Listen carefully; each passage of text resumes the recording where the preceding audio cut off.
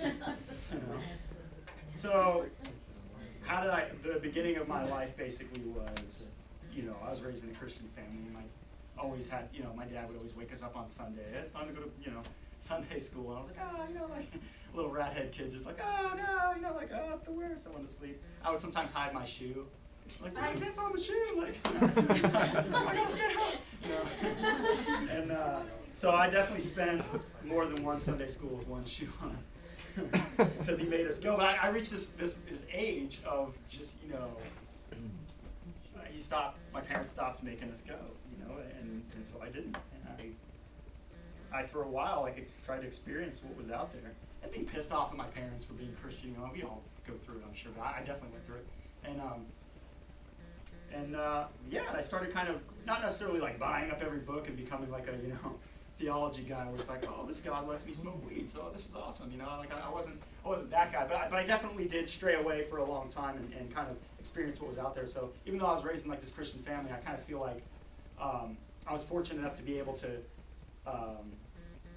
or unfortunate enough, however you want to say it, to kind of be away from sort of God's umbrella, if you will, to kind of go out there and kind of feel how cold and crazy the real world is without a God who loves you and wants you no matter what, So I was able to kind of just,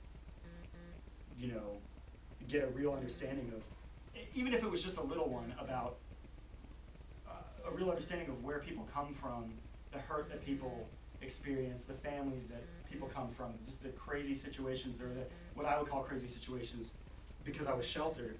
You find yourself in the real world of life is not pretty, life is not perfect. So, and I'm really grateful for that time of just, being what I call crazy and being away from God, because I was able to kind of figure out that, life is hard if you're not, it helps to have a friend, it helps to have Jesus in your life, or at least acknowledge that Jesus won't discriminate, and whatever. So I think that I draw on that a lot nowadays, because I really do feel like when I talk to somebody and they're hurting and they come from a place where they go home and no one gives a crap. They go to work and no one gives a crap, and they have nothing and no one. And I really do have a heart for those people, the people who don't know Jesus, and the people who don't have a family and don't, just have nothing and no one, and who are alone. And those are the people who I feel like when Christians think about being Christian, they go out into the world and they're looking for those people. I feel like we do that, and if you don't, I'm sorry, but so I'm not trying to generalize, but I feel like as Christians we do that. We go out and we're like, okay, someone asked me about my Jesus keychain. I'm like, all right, great. This is my opening.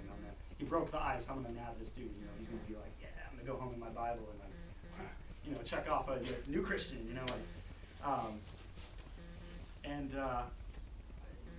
When we see those people, those are the people that we need to be real with, because those are the people who are hearing it the loudest from the people who preach the loudest, who have no clue what it's about.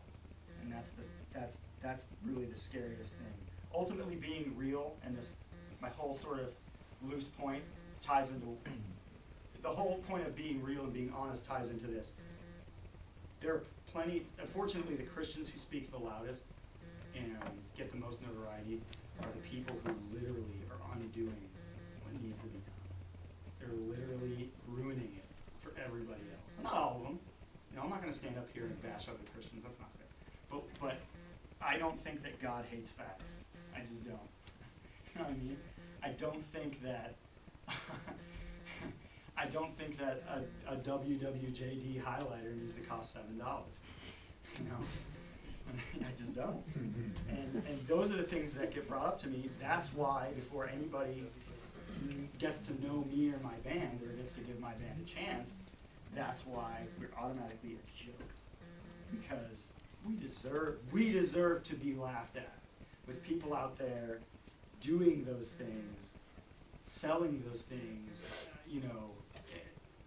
it's a problem. And we, as Christians, it doesn't matter if you don't,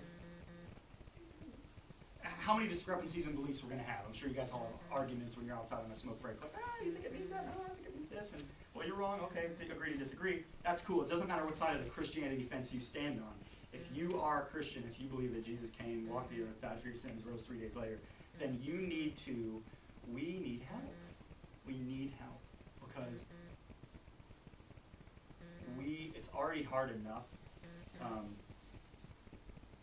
doing what we do. It's not an easy job because I kind of feel like I'm going to nerd out for you a second, but I kind of feel like it's that movie, The Matrix. It's like in that movie where he's like, oh, I took a pill and I wish I could have not taken the pill because now I know, and it's kind of like Christianity really is that thing. It's if you know better, you know better, and it's daunting sometimes. Like sometimes it's scary because you get discouraged. But I'm here to encourage you that look,